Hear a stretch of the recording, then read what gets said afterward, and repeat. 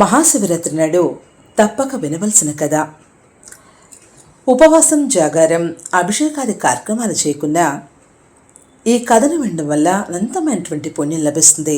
Subscribe Chaganti multi Telugu. Kailasa పర్వతం పైన పార్వతీదేవి శివుణ్ణి అడిగిందట, స్వామి, అన్ని వ్రతాల్లో ఉత్తమమైనటువంటి వ్రతం ఏదైతే ఉందో దానిని ఆనతివ్వండి అని అడిగిందట.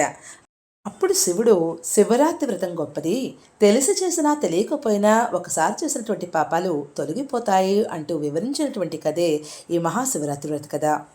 ఒక అడవిలో ఒక వేటగాడు ఉంటూ ఉండేవాడు. రోజు అడవికి వెళ్ళి జంతువుల్ని చంపి కుటుంబాన్ని పోషిస్తూ ఉండేవాడు. ఉదర పోషణార్థం భకృత వేషం అంటాం కదా, ఉదర పోషణకి ఏదైనా చేయవచ్చు.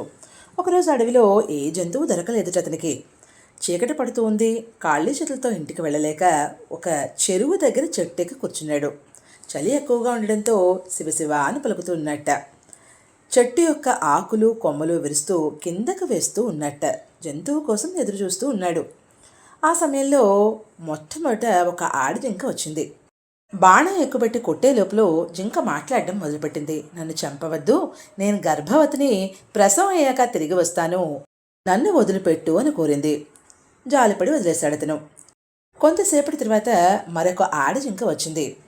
దాన్ని కూడా బాణాన్ని ఎక్కుపెట్టినటువంటి సమయంలో, నేను చాలా బలహీనంగా ఉన్నానయ్యా, నన్ను చంపితే నీ కుటుంబానికి ఎటూ సరిపోదు, కాబట్టి నన్ను వదలవయ్యా, నన్ను కరుణించి వదిలిపెట్టు అని కోరిందిట. కాసేపటి తర్వాత మూడవసారి ఒక మగజింక వచ్చింది. అది అడిగిందిట, ఓ వ్యాధుడా, నా భార్యలను ఏమైనా చంపేశావా నీవు అని అడిగిందిట. అప్పుడు ఇతను, లేదు లేదు, అవి నన్ను ప్రార్థించాయి, నేను వదిలిపెట్టేశాను అని చెప్పడంతోనే నేను ఇంటికి వెళ్ళి నా భార్యలను చూసి బంధువులకు చెప్పి మళ్ళీ వస్తాను అని చెప్పి మూడో జింక వెళ్ళిపోతుంది. ఉదయం అయింది. మూడు జింకలు కూడా ఒక జింక పిల్లతో కలిసి వచ్చాయట. అన్నీ ఒకేసారి మోకాళ్ళపై కూర్చుని నన్ను ముందు చంపు అంటే, లేదు నన్ను ముందు చంపు అంటూ ఈ వ్యాధుడిని ప్రార్థించడం ప్రారంభించాయట. వేటగాడు ఆశ్చర్యపోయాడు. జింకల యొక్క సత్యనిష్టను చూసి అతని యొక్క మనస్సు మారిపోయిందిట. ఇక నుంచి నేను జంతువులను చంపను, హింస మహాపాపం అంటూ విల్లంబుల్ని ఒక్కసారి వదిలేసి జింకలకు నమస్కారం చేశాట. నిజానికి ఆకాశంలో ఆ సమయంలో దేవదందువులు మోగసాగాయి. పుష్పవృష్టి కురిసిందిట.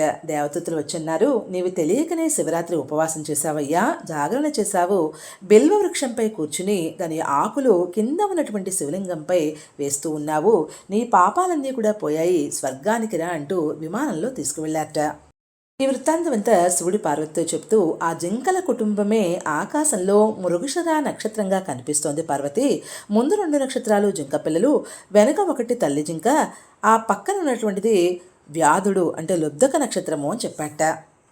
తెలియక చేసినటువంటి శివ పూజ అనంతమైనటువంటి ఫలితాలను ఇస్తుంది అని మహాశివరాత్రి వ్రతకథ వివరిస్తోంది.